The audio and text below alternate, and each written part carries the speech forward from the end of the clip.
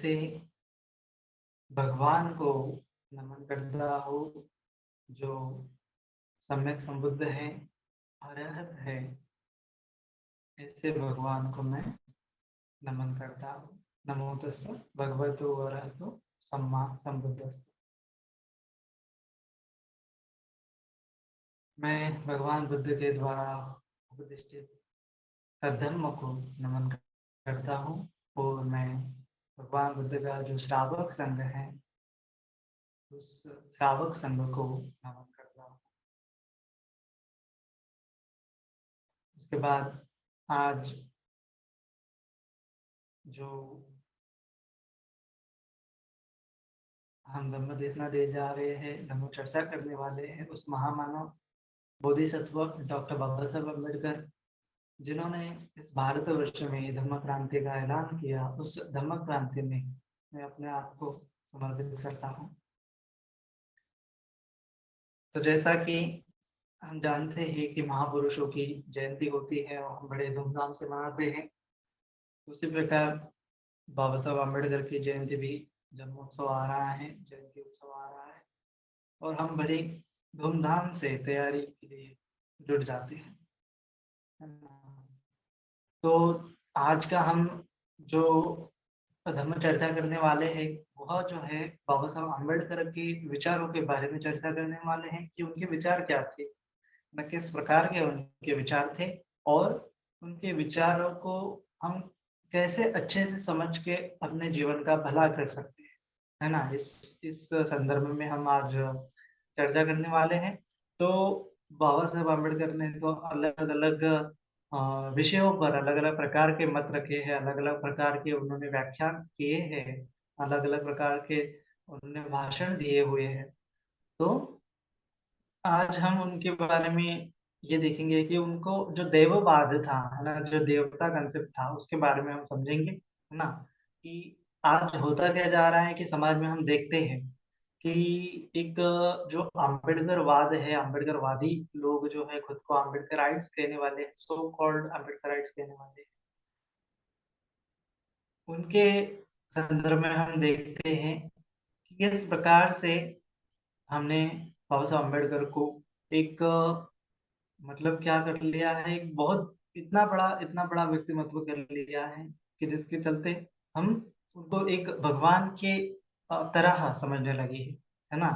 एक जो देवता होता है कि कोई हमें जो ताड़ने वाला है, उस प्रकार से हम उनको समझते हैं और बहुत सारे लोग जो है उनकी पूजा करने लगते हैं। तो बहुत जगहों पर तो आपने देखा होगा कि वो जो भीम स्मृति, भीम स्मरण ऐसे भी कुछ उन्होंने उनकी पूजा करते हैं, है ना? तो उनकी ऐसी पूजा करते हैं, उसके साथ-साथ उनके नाम पर मरने-मिटने के लिए तैयार होते हैं। तो ये बातें तो दरअसल हमें लगता है कि हाँ, कि हम बाबा साहब अम्बेडकर के प्रति कृतज्ञता व्यक्त कर रहे हैं, जिसके चलते हम ये सब चीज़ें कर रहे हैं, है ना? ऐसा हमें ऊपरी-ऊपरी तौर पर लगता है। लेकिन हम कभी ऐसा डीप जाके चिंतन-मनन करते नहीं हैं, ना गहन एक चिंतन-मनन होना चाहिए। तो वह चिंतन-मनन हमारा उस हद तक नहीं पहुँच पाता, जिसके चलते क्या हो जाता है, हम हमेशा हमारे महापुरुषों को समझने में गलती करते हैं।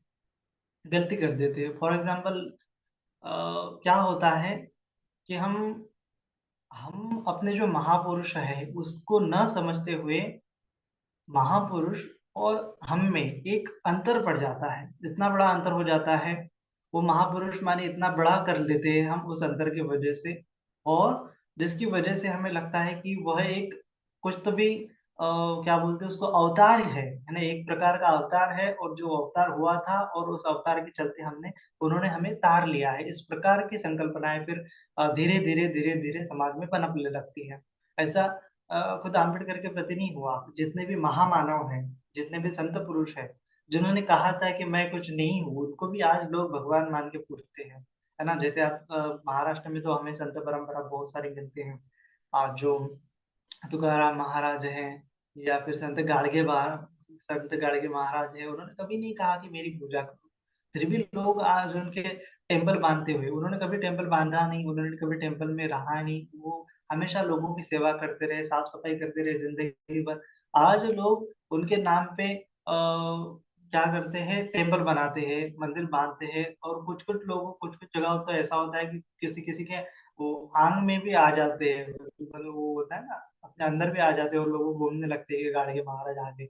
उनकी बहुत सारी अ, दिंडिया होती है, उनका जो पादुका दर्शन होता वगैरह होता है, उसके बाद उनका वो जो कुछ तो भी प्रसाद होता है, तीर्थ वगैरह होता है, इन सब का उन्होंने विरोध किया था, है ना? फिर भी आज उस विरोध करने अ, उनके विचारों को न समझते हुए हम क्या कर लेते हैं, उनको ही एक देव मान के, उनको ही एक ईश्वर स्वरूप मान के उनको पूजने लगते हैं, या फिर हमसे वो पुजवाया जाता है ना? ऐसा भी होता है, क्योंकि समाज में एक ऐसे ऐसे भी लोग होते हैं कि जो हमें हमारे महापुरुषों तक पहुँचने नहीं देते। कैसे नहीं पहुँचने देते? वह हमारे महापुरुषों के बीच में एक बहुत बड़ा डिस्टेंस क्रिएट कर लेते हैं, है ना? और एक फॉर एग्ज़ाम्पल से समझेंगे कि कल जैसे 11 तारीख को ज्योतिराव फुले, महात्मा ज्योतिराव फुले उनका जयंती उत्सव था, है ना? बर्थ एनिवर्सरी थी, तो बहुत सारे लोग व्हाट्सएप पे स्टेटस रखते हैं।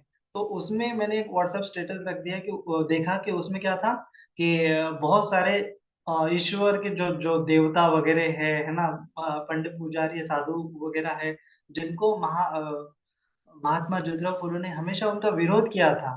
उन लोगों की तस्वीर उनके पीछे है, महात्मा ज्योतिराव फुले एक साइड में है और नीचे लिखा जा रहा है कि महात्मा फुले जी की जयंती पर उनको शत-शत नमन।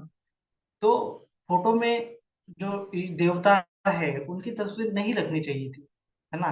ऐसा लेकिन क्या हो गया, क्योंकि उन्होंने महात्मा ज्योतिराव फुले को कभी पढ़ा नहीं है, उनके फॉलोवर्स सो कॉल्ड जाति के लोग बोलते हैं कि हम हमारे हैं, वो हमारे हैं, ये महापुरुष हमारे हैं, वो महापुरुष है। ऐसे-ऐसे तो पहले कैटेगराइज़ कर लिया, ये तो सबसे बड़ी बेवकूफ़ी हो गई है।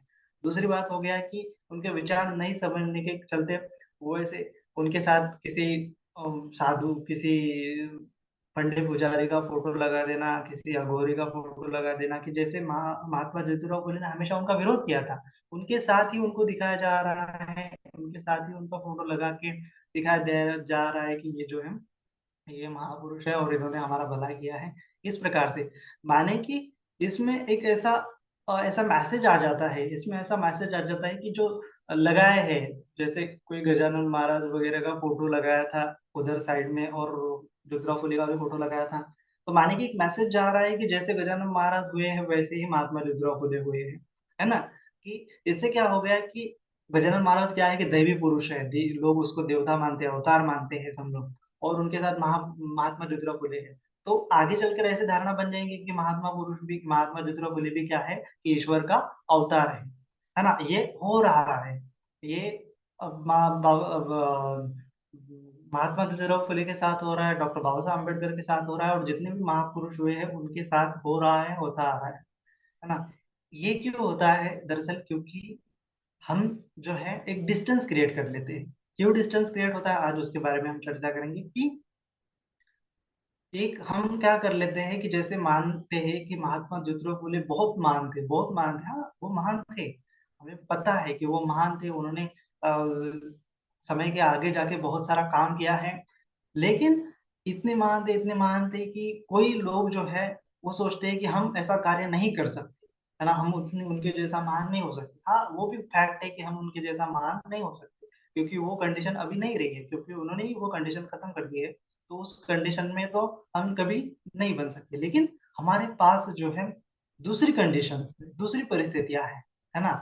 लेकिन हम क्या सोचते हैं कि वो कंडीशन हमारे पास नहीं, जैसे बहुत सारे लोगों को शिक्षा नहीं दी जाती थी उस समय में, तो महात्मा ज्योतिराव फुले ने बहुत एफर्ट्स करके लोगों को शिक्षा दी। तो ये काम बहुत समय के आगे था।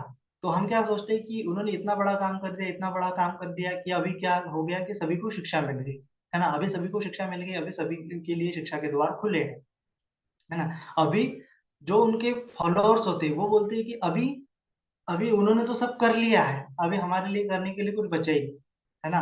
और इतना महान काम कर लिया है कि अभी सभी के लिए शिक्षा के द्वार खुले हैं। इतने बड़े महात्मा ज्योतिराव फुले, इतने बड़े महात्मा ज्योतिराव फुले, इतने बड़े महात्मा ज्योतिराव फुले, ये हो गया।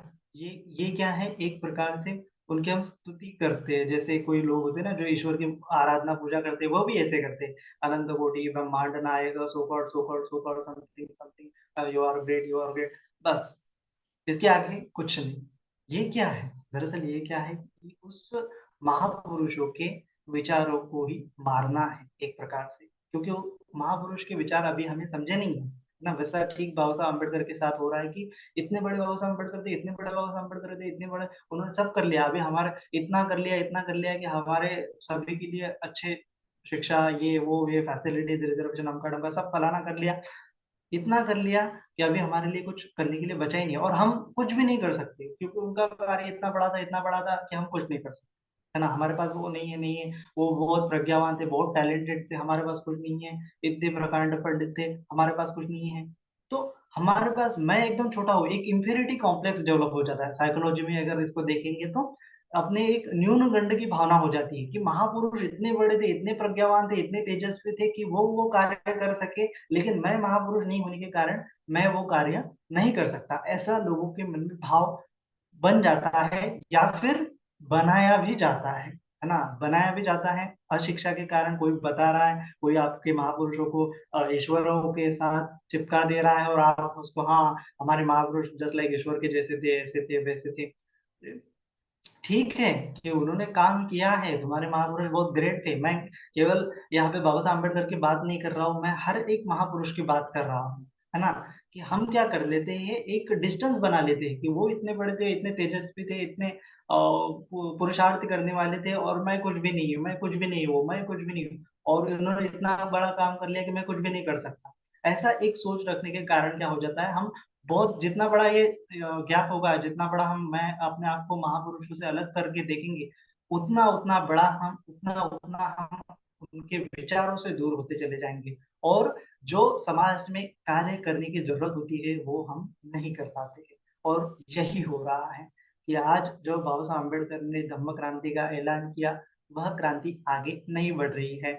बहुत जो अपने आप को बौद्ध समझने वाला जो समाज है, वो तो छोटे छोटे गटों में, छोटे छोटे ग्रुप्स में डिवाइड हो गया है, एक दूसरे को सपोर्ट नहीं कर रहे हैं। जबकि बाबा साहब अम्बेडकर ने खुद कहा था कि एजुकेट, एगिटेट एंड ऑर्गेनाइज, है ना।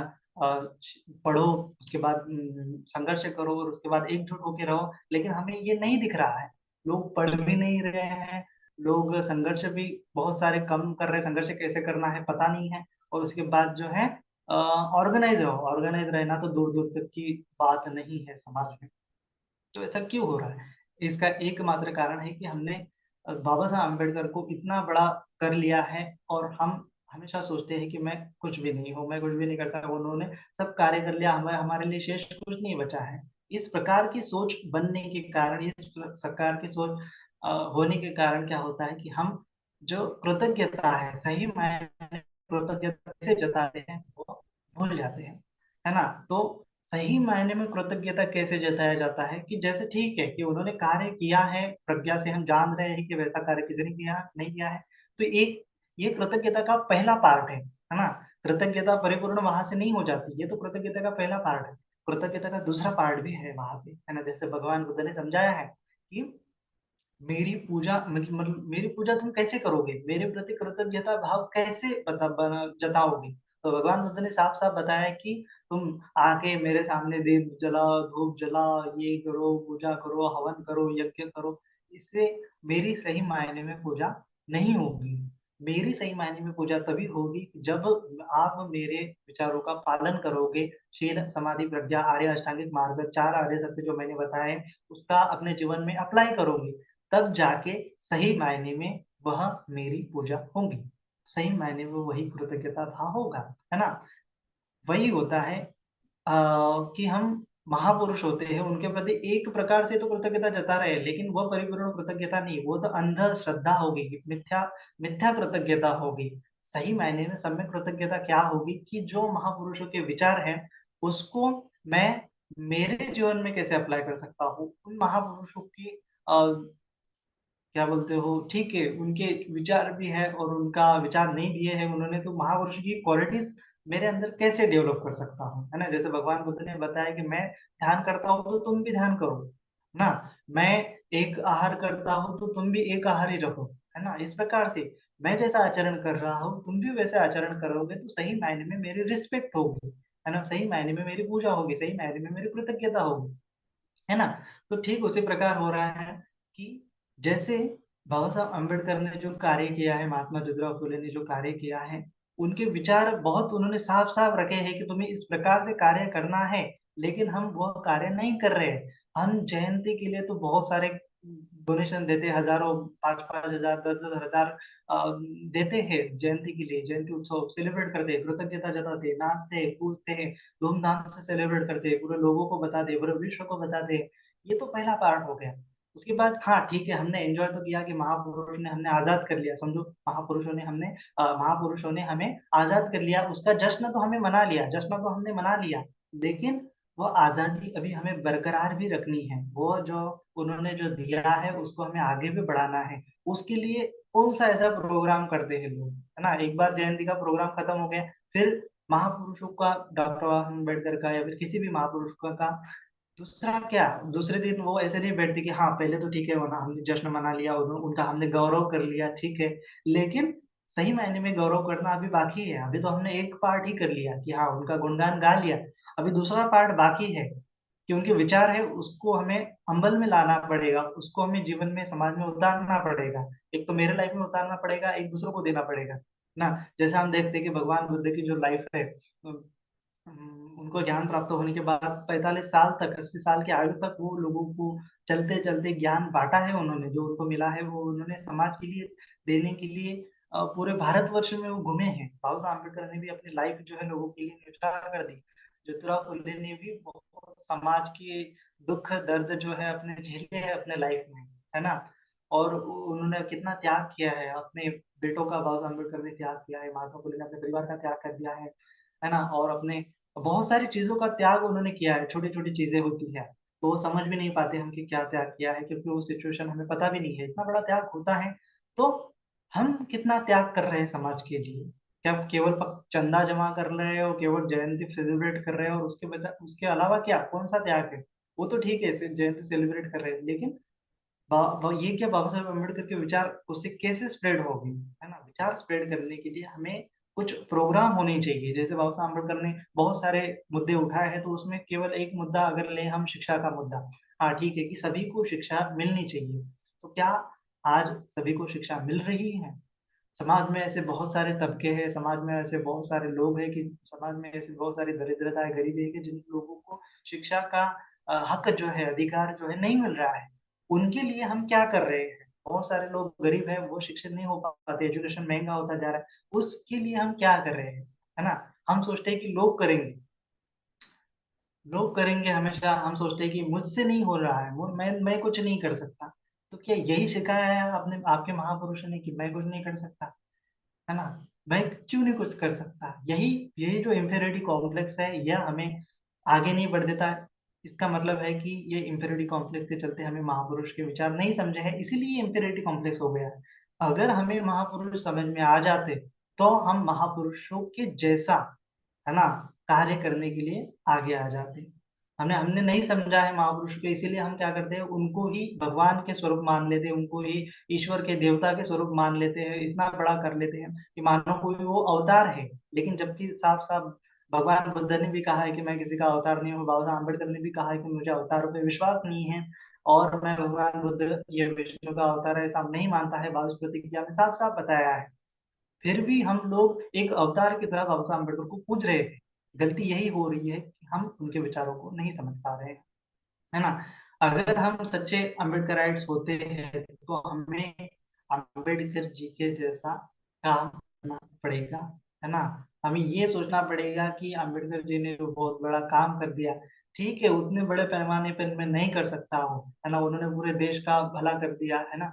पूरे विश्व को मार्ग दिखाया, लेकिन इतना बड़ा नहीं कर सकता हूँ, तो मैं एक राज्य का तो भला कर सकता हूँ, ठीक है, एक राज्य का नहीं भला कर सकता, एक ज़िले का तो भला कर सकता हूँ। ठीक है, एक ज़िले का भला करने के लिए मेरे पास में ताकत नहीं है, ठीक। एक तालुके का, तहसील का मैं भला कर सकता हूँ। एक तहसील भी बहुत बड़ी दूर है, तो मैं मेरे अपने गाँव में जो लोग हैं, जिनको शिक्षा नहीं मिल रही है, उनके लिए तो कुछ कर सकता हूँ, है ना?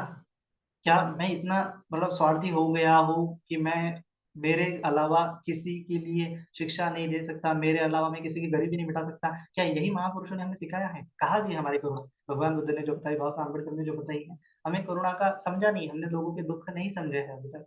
इसका मतलब हमने महापुरुष अभी नहीं समझे हैं, है ना?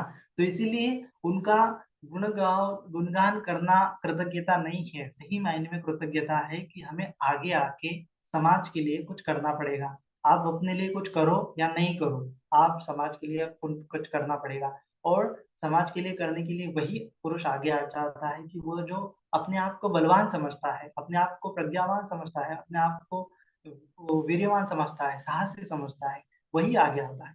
और ये साहस कहाँ से आता है कि जब आप अपने महापुरुषों को अच्छे से समझोगे, जब आप उनकी स्टोरीज़ पढ़ोगे कि किस प्रकार से महात्मा ज्योतिराव फुले लोगों मतलब अछूत बच्चों को पढ़ा रहे थे, तब सवर्ण लोगों ने उन पर मारने के लिए उनको मारने के लिए मारे करे जो मारने वाले लोग भेजे थे। महात्मा फुले ने उनके साथ एकदम अपनी प्रज्ञा के साथ उनके साथ लड़ाई नहीं की, उनको प्रज्ञा के साथ बोला है कि उनको उनका माइंडसेट जो है चेंज कर दिया, है ना? जो उनको मारने वाले थे, उनका अस्त्र-शस्त्र उन्होंने गिराया। जैसे भगवान बुद्ध ने अंगुलीमाल जो मारने के लिए आ रहा था भगवान बुद्ध को, तो भगवान बुद्ध ने क्या कर दिया, उनको उपदेश करके वो अस्त्र-शस्त्र त्यागने का उपदेश उनको कर दिया और उन्होंने वो त्याग दी। वो समता के, मैत्री के मार्ग पर चल पड़े। वैसे ही महात्मा फुले ने किया, है ना? उन्होंने जो अस्त्र-शस्त्र है वो त्याग दिए और जो सवर्ण लोगों ने उनको मारने के लिए भेजा था, आज वो जो मारने वाले लोग हैं, ज्योतिराव फुले को मारने के लिए आए थे, वही ज्योतिराव फुले के साथ खड़े रहे। यह होती है प्रज्ञा की ताकत, यह होती है मैत्री की ताकत, यह होती है करुणा की ताकत। जब आप सच्चे हो, तब आप में बहुत साहस आ जाता है, गुस्सा आ जाता है। एक आप में अगर कंपैशन है, करुणा है, मैत्री है, तो आप में बहुत सारा साहस आ जाता है। तो यही साहस के चलते महापुरुषों ने समाज का भला किया है ना? क्रांति करके दिखाई है। बाबा साहब अम्बेडकर ने क्रांति और प्रतिक्रांति यह पुस्तक लिखी है, counter revolution and counter revolution. उसमें बाबा साहब अम्बेडकर ने साफ-साफ बताया कि भगवान बुद्ध को इसलिए मानते हैं क्योंकि भगवान बुद्ध ने क्रांति की है ना? उन्होंने क्रांति की है, भगवान बुद्ध ने बड़े पैमाने में समाज का भला किया है। उसके बाद वो जो संत कबीर को अपना गुरु मानते हैं। क्यों मानते हैं? क्योंकि संत कबीर ने भी अपने ज़माने में अपने वो सदी में एक बहुत बड़ी क्रांति की है, आध्यात्मिक क्रांति की है। उसके बाद ज्योतिराव फुले ने भी शिक्षा की क्रांति की है उनके उनके जीवन में। उसके बाद डॉक्टर बाबा साहब अम्बेडकर भी उन्होंने भी क्रांति की है। तो हमें भी उनसे वो उन्होंने साफ-साफ बताया है कि हर बार जहाँ पे क्रांति होती है, वहाँ पे प्रतिक्रांति होती है। लोग अ, फिर से गरीबी रहती है, बेकारी रहती है, अशिक्षा से लोगों को दूर किया जाता है, महँगाई बढ़ाई दी जाती है, ये सब प्रोसेस होती रहेंगी। उस उन आपके ज़माने में जो कुछ भी कमतरता है, कमियाँ हैं, उसको मिटाने के लिए आप क्या क्रांति कर सकते हैं, है ना? क्रांति करने के लिए आपको आगे आना पड़ेगा, यही महापुरुषों की शिक्षा है और उसको हमें समझना पड़ेगा कि आप जयंती सेलिब्रेट करके क्रांति नहीं कर रहे, कुछ भी नहीं कर रहे हैं आप। आप तो केवल पैसा वेस्ट कर रहे हैं। जहाँ पे सही डायरेक्शन में पैसा ले जाना चाहिए, वहाँ पे नहीं ले जा रहे हैं, है ना? तो इसीलिए ये जो जयंती पे सेलिब्रेट कर रहे हैं, ये हम समाज का भला करने के लिए भी एक हमारा ऑर्गनाइज़ेशन एकदम सिस्टमैटिक ऑर्गनाइज़ेशन डेवलप करने के लिए भी यूटिलाइज़ कर सकते हैं, लेकिन हम नहीं कर रहे हैं। हम तो केवल एक भावनिक होके एक महापुरुषों को ये कर लिया, महापुरुषों को ये कर लिया, लेकिन जबकि हम खुद ही हमारे महापुरुषों के विचारों को मार रहे हैं। क्योंकि बाबा साहब अम्बेडकर ने जो क्रांति की है वो हम आगे बढ़ाने में असफल होते जा रहे हैं। दिन-ब-दिन असफल होते जा रहे हैं, है ना? तो एक गणेश आगरकर है विचारवंत थे महाराष्ट्र में, उन्होंने कहा था कि महापुरुषों के विचारों को महापुरुषों के अनुयायी ही मार डालते हैं, है ना? उनके विचारों को खत्म करने वाले दूसरे लोग नहीं होते, उनके अनुयायी ही होते हैं। क्यों होते हैं? क्योंकि वो टिका नहीं पाते महापुरुषों के विचारों को समझ नहीं पाते। है ना? तो इसीलिए जब आप किसी भी महापुरुष को समझेंगे तो क्या करना पड़ेगा, उनके कार्य को हमें आगे लाना पड़ेगा। कैसे आगे लाना पड़ेगा? खुद कार्य करके, बड़े पैमाने पे नहीं कर सकता, है ना? जैसा बाबा साहब अम्बेडकर ने साफ-साफ कहा है कि आपको हर एक व्यक्ति को एक व्यक्ति के लिए क्या करना चाहिए, धम्म दीक्षा देनी चाहिए। आप में से लोग जो सुनने वाले लोग हैं, कितने लोगों ने एक आधे व्यक्ति को धम्म के लिए प्रेरित किया, धम्म में आगे बढ़ने के लिए प्रेरित किया है ना? हम तो केवल ठीक है जो बौद्ध समाज है उनमें ही जाके प्रचार-प्रसार कर रहे हैं। बौद्ध समाज के बाहर जाके आपने बाबा साहब अम्बेडकर के विचारों को कितना फैलाया है ना? उसमें ही आपके क्या हो जाएँगे कि महापुरुषों के विचार आपको समझे हैं कि नहीं अच्छे से मुआयना हम वहाँ से कर सकते हैं। तो सीधी-सी बात है कि आपको वो जो गैप है कि महापुरुषों ने ये क्या है, इतना बड़ा कार्य किया, इतना बड़ा कार्य किया, वो जो है ऐसा कोई नहीं कर सकता था, वैसा कोई नहीं कर सकता था। हाँ ठीक है, उन्होंने उनके जमाने में बहुत बड़ा कार्य किया है, मानते हैं। लेकिन इस जमाने में भी अभी दिक्कतें हैं। ऐसा नहीं कि अभी दिक्कतें नहीं है समाज में। ऐसा नहीं कि पूरी तरह से सभी को शिक्षा मिल रही है और दरिद्री खत्म हो गई, बेरोजगारी खत्म हो गई। ऐसा नहीं है, बहुत सारी प्रॉब्लम्स हैं। तो उस प्रॉब्लम के सॉल्यूशन के लिए अगर बाबा साहब अम्बेडकर आज के जमाने में होते तो क्या करते? कुछ ना कुछ करते, कुछ ना कुछ तो अपनी प्रज्ञा लड़ाते और कुछ ना कुछ तो उपाय कौशल्य करके उससे छुटकारा देने के लिए हमें मार्ग बताते। लेकिन वो तो नहीं है इस दुनिया में। तो वह जो है चेंज करने का, परिवर्तन करने का, क्रांति करने की जिम्मेदारी किस पर आ पड़ती है? उनके अनुयायियों पर आ पड़ती है। तो उसके अनुयायियों को क्या करना चाहिए? उनके अनुयायियों को क्या करना चाहिए कि क्रांति करने के लिए आगे आना चाहिए। कैसे क्रांति करेंगे? हमें दूसरों को पॉइंट आउट नहीं करना है, हमें खुद आगे आना है। हमें ये क्या बोलते हैं उसको, एक्सक्यूजेस नहीं देने चाहिए, है ना? हमारे एक महाराष्ट्र में बहुत अच्छी माना है कि अगर शिवाजी महाराज जो है बहुत बड़े राजा हो गए, अच्छे राजा हो गए, तो एक उन पे फ्रॉवर ऐसे चलती है कि लोग ऐसे कहते हैं कि शिवाजी जन्मावा तर शेजारच्या घरात, है ना? मतलब कि शिवाजी महाराज अगर शिवाजी महाराज ने तो जन्म लेना चाहिए, लेकिन साइड अपने जो नेबर है उनके घर में लेना चाहिए, है ना? वो ऐसा नहीं मानते कि शिवाजी महाराज जो है हमारे घर में ही पैदा होने चाहिए, ऐसा कोई भी नहीं विचार करता। क्यों नहीं विचार करता? उसका ये तो एक प्रॉब्लम ये है कि उनको बहुत सारे एफर्ट्स करने पड़ते हैं, शिवाजी बनने के लिए बहुत सारे एफर्ट्स करने पड़ते हैं, बहुत सारे दुश्मन होते हैं, है ना? और दुश्मनों से लड़ना पड़ता है। ये अगर मेरा बच्चा करेगा तो मर जाएगा, मेरा बच्चा करेगा तो ये हो जाएगा, लोग उसको मारेंगे, पीटेंगे, ये हो जाएगा, लाइफ खराब हो जाएगा, करियर खराब हो जाएगा, फलाना ढमका टमका। तो मेरे घर में शिवाजी नहीं जन्म लेना चाहिए, तो साइड वाले के जो घर में जन्म लेना चाहिए, साइड वाले के लोगों ने कार्य करना चाहिए शिवाजी के जैसा। हाँ, सभी ने कार्य करना चाहिए, लोग आने चाहिए और उन्होंने दुश्मनों से लड़ते हुए, समाज से लड़ते हुए अच्छे समाज में काम किए। तो ये हमेशा दूसरों को पॉइंट आउट करते हैं, दूसरों को दिखाते हैं कि ये नहीं कर रहा, ये नहीं कर रहा, ये नहीं कर रहा। ये तो एक्सक्यूजेस है ना? बाबा साहब अम्बेडकर ने अगर ये एक्सक्यूजेस देते तो क्या होता, है ना? कि ब्रिटिश लोग हैं वो नहीं सुधार रहे हैं, सवर्ण लोग हैं वो नहीं सुधार रहे, कांग्रेस है वो नहीं सुधार रही है ना? गांधी जी है वो नहीं कर रहे कुछ काम, वो नहीं करेगा कुछ काम। तो ऐसा अगर वो करते तो वो कभी कार्य ही नहीं कर पाते। और आज हम वही कर रहे हैं कि ये नहीं कर रहे, समाज में आज बिखरा हुआ है, बहुत सारे गठ बने हुए हैं, जयंती सेलिब्रेट करते, कोई आगे कार्य नहीं करता, ये नहीं करता, वो नहीं करता। तो मैं कितना कर रहा हूँ, है ना? मेरा क्या रोल है, मेरा क्या योगदान है? मैं भी तो अम्बेडकर का अनुयायी हूँ, है ना? बहुत सारे लोग तो क्या बोलते हैं उसको, बाबा साहब अम्बेडकर को एक पिता के समान मानते हैं। तो पिता के समान मानते हैं तो पिता जो पुत्र है वो पिता के समान होना चाहिए ना, तभी जाके वो एक सच्चे पिता का पुत्र कहलाएगा, है ना? एक मतलब क्या है कि ठीक है, शेर है, शेर है, वो एक शेर का बच्चा शेर होना चाहिए ना। बाबा साहब अम्बेडकर अगर शेर है तो हमें भी शेर का बच्चा होना चाहिए, मतलब हम भी शेर है, हमें भी शेर होना चाहिए। अगर हम शेर नहीं हो रहे तो हम बाबा साहब अम्बेडकर को अपने से बहुत दूर ले जा रहे हैं, है ना? तो इसीलिए मैं कह रहा हूँ कि हमें क्या बनना पड़ेगा, उनके जैसा बनना पड़ेगा। हमें क्या विचार करना पड़ेगा हमेशा कि मैं भी एक अम्बेडकर बनूंगा। मैं बड़े पैमाने पे अम्बेडकर नहीं बनूंगा, लेकिन छोटे पैमाने पे अम्बेडकर बनूंगा। मैं भी महात्मा फुले बनूंगा, बड़े पैमाने पर नहीं बनूंगा, लेकिन छोटे पैमाने पर मैं महात्मा फुले बनूंगा। मैं भी बुद्ध तो नहीं बनूंगा, मतलब मैं भी बुद्ध बनूंगा, इतने बड़े पैमाने पे नहीं बनूंगा, लेकिन जितना बुद्ध ने किया है वैसा बुद्ध बनने की कोशिश करूंगा। तो सही मायने में उनके प्रति कृतज्ञता है।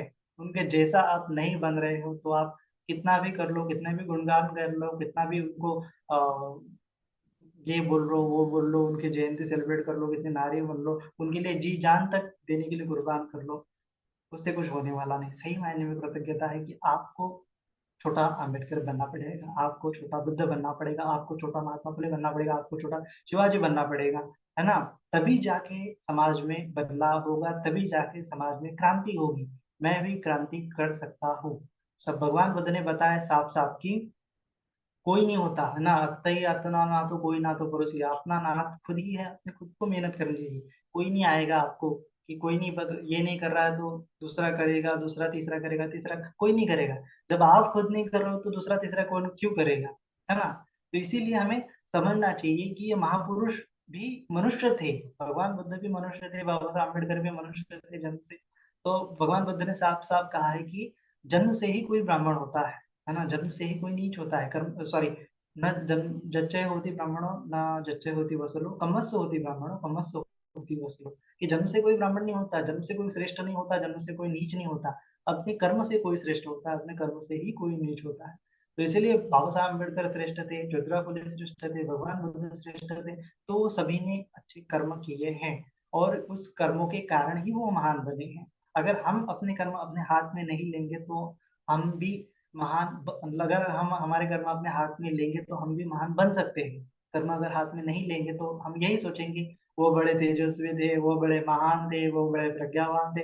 ऐसा करने से कुछ भी होने वाला नहीं है, कुछ भी बदलाव होने वाला नहीं है। रिग्रेट करने से, खुद में इंफीरियरिटी कॉम्प्लेक्स डेवलप करने से, खुद को एकदम नीचा समझने से कुछ नहीं होने वाला है ना। इसीलिए बाबा साहब अम्बेडकर ने बार बार कहा है कि शिक्षा ये शेरनी का दूध है और जो पिएगा वो गुर्राएगा ही, है ना। तो हमें गुर्राना है शेर की तरह, है ना, अम्बेडकर की तरह हमें बनना है, ज्योतिराव फुले की तरह हमें बनना है, मतलब भगवान बुद्ध की तरह हमें बनना है।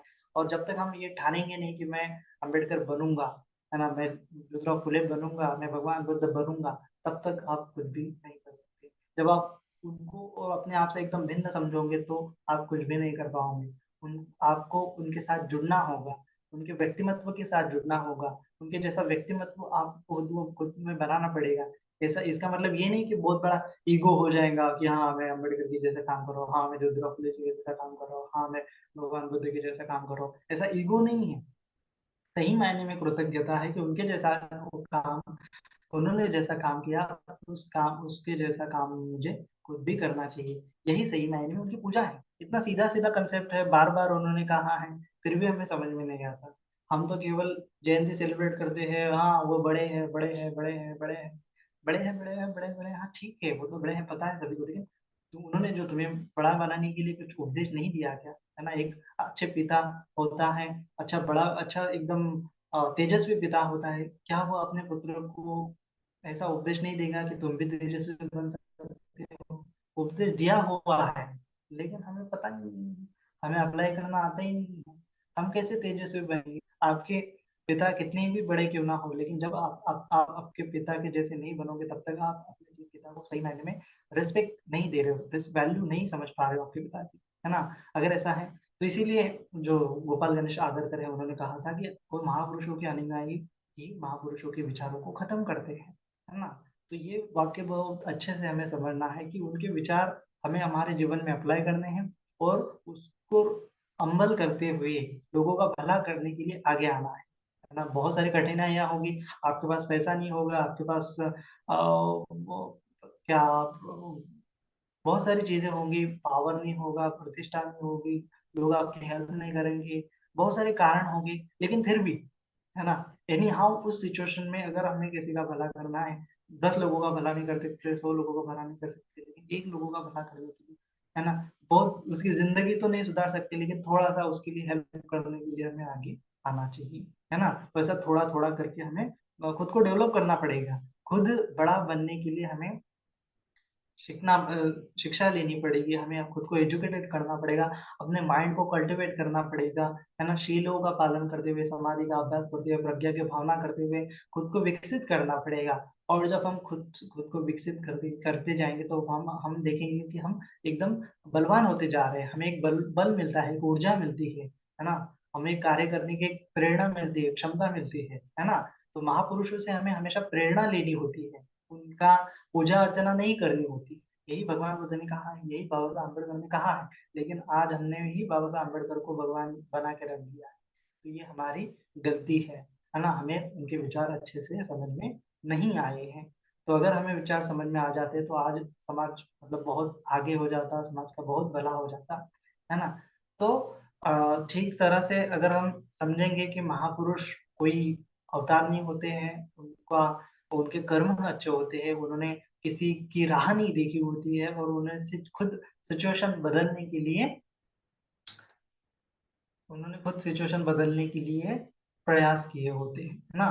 तो इस प्रकार से हमें भी खुद सिचुएशन बदलने के लिए प्रयास करने चाहिए, और इससे ही क्या हो जाएगा, हम एक हमारे जीवन में भी क्रांति कर सकते हैं, और हमारे जीवन में जब क्रांति होगी तो हम दूसरों के जीवन में भी क्रांति कर सकते हैं। है ना? तो हज़ारों लोगों के जीवन में तो क्रांति नहीं कर सकते, लेकिन एक व्यक्ति के जीवन में हमें क्रांति अवश्य करना है। एक ही व्यक्ति का भला हमें अवश्य करते जाना है ना? ऐसा नहीं समझना है कि हाँ, मैं तो मेरे पुत्र का भला कर रहा हूँ, मैं तो मेरे परिवार का भला कर रहा हूँ, इस प्रकार से मैं मेरे ज्ञातिगण का भला कर रहा हूँ, नहीं। जो जिसको आप पहचानते नहीं हो, जो सच सही मायने में उसको आवश्यकता है, शिक्षा की आवश्यकता है, रोज़गार की आवश्यकता है, या फिर किसी अन्य चीज़ की आवश्यकता है, तो उसको प्रोवाइड करने के लिए हमें आगे आना पड़ेगा, है ना? हमें कुछ तो भी त्याग करना पड़ेगा, है ना? तो इसलिए हमें पुरुषार्थ करना पड़ेगा, मेहनत करनी पड़ेगी ताकि हम ज़्यादा से ज़्यादा त्याग कर सकें। तो यही महापुरुषों की शिक्षा है ना? तो अच्छे से समझना है। इतना ही कहूँगा कि बाबा साहब अम्बेडकर के जो महान विचार है, उसको यूँ ही नाच-गाने करते हुए, जयंती सेलिब्रेट करते हुए व्यर्थ ना गँवाएँ। हाँ, ठीक है, आपको करना ही है तो बस उसके जैसा ही जयंती के जैसा ही बड़े पैमाने पर आपको एक बड़ा प्रोजेक्ट बनाना पड़ेगा। और उसके उसका लोगों को दिखाना पड़ेगा कि हम बाबा साहब अम्बेडकर के अनुयायी हैं, है ना? अगर हम देखेंगे तो हर एक गाँव में, हर एक डिस्ट्रिक्ट में, हर एक तहसील में बाबा साहब अम्बेडकर की जयंती सेलिब्रेट होती है। तो कितना सारा मतलब लाखों करोड़ों की करोड़ों का मतलब पैसा वहाँ पे खर्च होता है। तो वही करोड़ों का खर्च हम पैसा पैसा ठीक है, आपको करना है तो करना है। लेकिन साल में फिर वही एक बार समझो 14 अप्रैल हो गई, लेकिन 6 दिसंबर को समझो पूरा एक मनी कलेक्ट करके पूरे समझो महाराष्ट्र का स्टेट का अगर कलेक्ट कर दिया सभी इसमें सभी जिलों का, सभी गाँवों का, सभी जयंती के जैसा जो खर्चा होता है, करोड़ों का रुपया होता है, वो करोड़ों का रुपया अगर हमने इकट्ठा कर लिया और उससे एक आधा स्कूल ओपन कर दिया, डॉक्टर बाबा Saheb Ambedkar school, public school ऐसा कुछ भी कर दिया, तो उस स्कूल में 1 साल के लिए पूरा का पूरा हम उसमें क्या बोलते हैं उसको पूरा चला सकते हैं। बच्चों के रहने की व्यवस्था हो सकती है, खाने की व्यवस्था हो सकती है, लगे टीचर को अच्छे से रोज़गार दिया जा सकता है, पूरा एक अच्छे से स्कूल चल सकता है उन पैसों में। लेकिन ऐसा हम नहीं करते हैं। हमें डर होता है, हमें लगता है कि कोई लोग अच्छे नहीं हैं, प्रतिनिधि अच्छे नहीं हैं, जो क्या बोलते हैं उसको जो कार्य करने वाले हैं वो अच्छे नहीं है, कार्यकर्ता अच्छे नहीं है, ये अच्छे नहीं है, वो अच्छे नहीं है, तो हम क्यों सपोर्ट करें, हम क्यों ऐसा करें, हम क्यों ऐसा करें। ऐसा करने से ही क्या हो गया है, हम कभी भी आगे नहीं बढ़े हैं। तो हमें ऑर्गेनाइजेशन बाबा साहब अम्बेडकर का समझा नहीं है, है ना? संगठित बनो, हमें अच्छे से समझ में नहीं आया है कि किस प्रकार से संगठित बनना है। तो इस पर विचार करने की, चिंतन मनन करने की आवश्यकता है और इस पर अमल करने की बहुत-बहुत आवश्यकता है। तो है ना? तो शिक्षित बनो ये इसका मतलब ये नहीं कि केवल एजुकेटेड किताबें पढ़ ली, बहुत सारा एजुकेशन कर लिया, पीएचडी कर ली, वैसा नहीं। हमें हर एक सब्जेक्ट में कमांड होनी चाहिए। बहुत सारे हमें किताबें पढ़नी चाहिए, बहुत अलग-अलग तरह की बुक्स पढ़नी चाहिए। सोशल रिफॉर्मर्स की बहुत प्रकार के कांसेप्ट होते हैं, बहुत प्रकार की फिलॉसफी होती है, बहुत प्रकार की साइकोलॉजी होती है। उनके बारे में हमें किताबें पढ़नी चाहिए, बहुत सारा ज्ञान ग्रहण करना चाहिए, तब जाके हम एजुकेटेड बन जाएँगे, तब जाके हम संघर्ष करने के लिए आगे आएँगे, तब जाके हम अच्छा-सा ऑर्गनाइज़ेशन बना पाएँगे। तो ये हमें करना है, इसका हमें प्रैक्टिकल करना है ना? तो अगर हम नहीं कर पा रहे हैं तो किसी को हेल्प करनी है करने के लिए, अगर कोई कर रहा है तो उसका समर्थन करना चाहिए। तो ये एक समाज में एक स्मूथनेस आने के लिए हमें क्या करना चाहिए, बहुत बहुत बड़े पैमाने पर काम करना है और उसका अ, सभी ने ध्यान देना है और फालतू की चीज़ों में और हम जयंती वगैरह इन चीज़ों में पैसा ना खर्च करते हुए समाज के हित के लिए पैसा खर्च करें, और शिक्षा के लिए खर्च करें। बहुत सारे प्रोग्राम हम कंडक्ट कर सकते हैं, बहुत सारे शिविरों का आयोजन कर सकते हैं कि जो अम्बेडकर के विचार है, गाँव-गाँव में जाने के लिए हम ऐसा एक आधा ऑर्गेनाइज़ेशन बना सकते हैं कि जिससे वो उसका प्रचार-प्रसार हो। तो करने के लिए तो बहुत सारी चीज़ें हैं, लेकिन करना चाहे तो, है ना? तो इसीलिए उनके विचारों को समझते हुए उनके विचारों को हमें खत्म नहीं करना है। बाबा साहब अम्बेडकर ने भी कहा था कि ये जो मैंने धम्म का गाड़ा है वो इतने आगे ले आया है, आगे ले आया हूँ मैं, उसको अगर आप आगे नहीं ले जा सकते तो कम से कम उसको पीछे भी मत ले जाने दो, है ना? उसको पीछे भी मत ढकेल दो। तो हमारा बिहेवियर है, उन हमारे बिहेवियर के चलते बाकी के जो समाज है, वो देखते हैं कि किस प्रकार से अम्बेडकराइट समाज है जो आगे बढ़ रहा है। अगर ऐसा देखेंगे तो वो भी आगे आएँगे, वो भी हमें हेल्प करने के लिए आगे आएँगे या फिर वो भी समझेंगे कि हाँ, किस प्रकार के बाबा साहब अम्बेडकर के विचार जो है तेजस्वी है, प्रखर है, क्योंकि उनका समाज उसको अप्लाई करते हुए आगे बढ़ रहा है। अगर ऐसा दिखेगा तो एक अच्छा रोल मॉडल, एक अच्छा क्रांति का ऑर्गेनाइजेशन हम बना पाएंगे, क्रांतिकारी समाज हम बना पाएंगे, है ना। तो वह क्रांतिकारी हमें शिक्षा के माध्यम से मिल सकती है, वो क्रांति जो है शिक्षा के माध्यम से कर सकते हैं। लोगों को मानसिक तौर पर बलवान बनाते हुए और लोगों को आ, समाज के सहायता के लिए आगे आने के लिए प्रेरित करते हुए हम बहुत सारी चीजें कर सकते हैं। तो इस प्रकार से हमें समझना है, बहुत कहने के तो लिए बहुत सारे हैं, बहुत सारे विचार हैं अम्बेडकर जी के, लेकिन एक छोटा सा विचार है कि उसको हमें क्या करना चाहिए, अप्लाई करना चाहिए और उस पर अमल करना चाहिए। जब तक कि हम लोगों का भला नहीं कर सकते तब तक, है ना। और हम अगर सक्षम है तो हमें बहुत सारे लोगों का भला करने के लिए आगे आना चाहिए, है ना। तो इतना ही। आज के लिए सभी का मंगल हो, सभी का कल्याण हो, सभी जन सुखी हो, सुखी हो, सुखी हो।